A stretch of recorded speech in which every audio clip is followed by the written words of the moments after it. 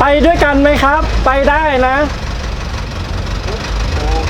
ผมไปมาแล้วเดี๋ยววนแป๊บเดียวเดี๋ยววนครับเดี๋ยววน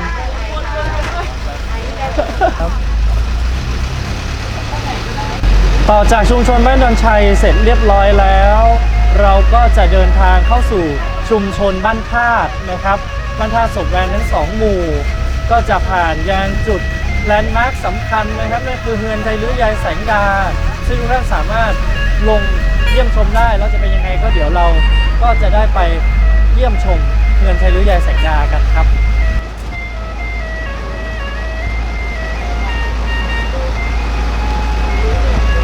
บรรยากาศ2ข้างทางนะครับก็จะเป็นวิถีชีวิตความเป็นอยู่ของคนในชุมชนนะครับที่ยังคงใช้ชีวิตกันอยู่จริงๆ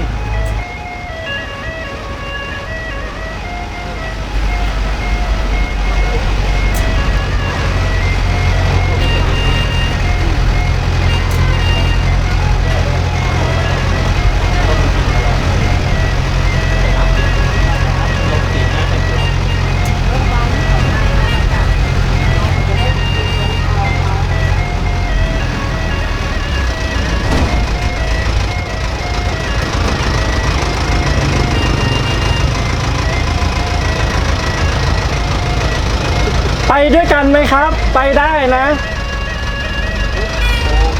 ผมไปมาแล้วเดี๋ยววนแป๊บเดียวเดี๋ยววนครับเดี๋ยววน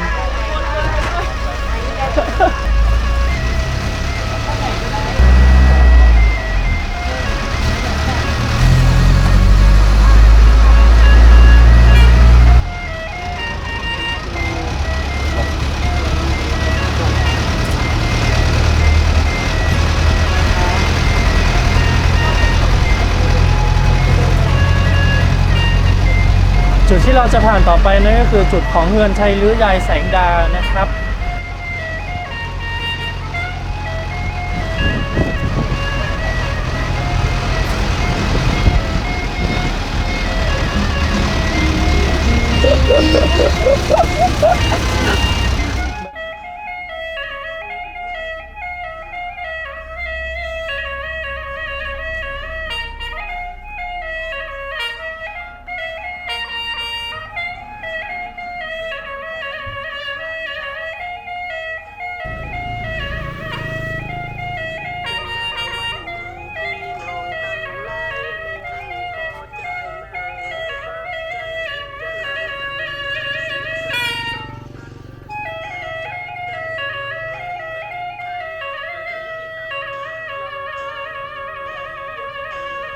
สถานที่แห่งนี้ครับเฮือนไทลื้อยายแสงดาครับเป็นสถานที่ที่ยังอบอวลไปด้วย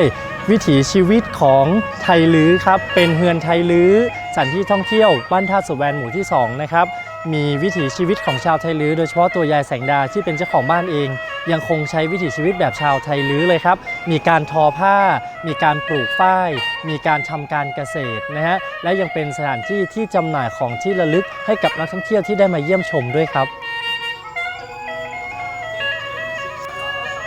ตัวบ้านยังคงรูปแบบของสถาปัตยกรรมไทลื้อนะครับและมีการใช้วิถีชีวิตนะครับอยู่จริงๆนะฮะเป็นพิพิธภัณฑ์ที่มีชีวิตได้เลยเรียกได้ว่าเป็นแหล่งของภูมิปัญญาหลายๆอย่างนะฮะตัวบ้านเป็นบ้านไม้ที่ยังคงอนุรักษ์อยู่นะฮะตอนนี้คุณยายก็อยู่บนบ้านนะครับไปเที่ยวหาคุณยายกันได้นะครับทุกท่านครับ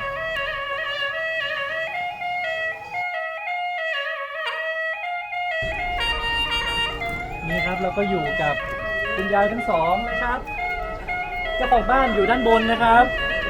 ยายแสงดานะครับยายสวัสดีครับยายกำลังปั่นฝ้ายนะครับซึ่งถือเป็น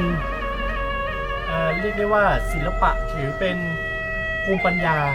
ของชาวไทลื้อหญิงสาวชาวไทลื้อทุกคนนะครับจะต้องสามารถปั่นฝ้าย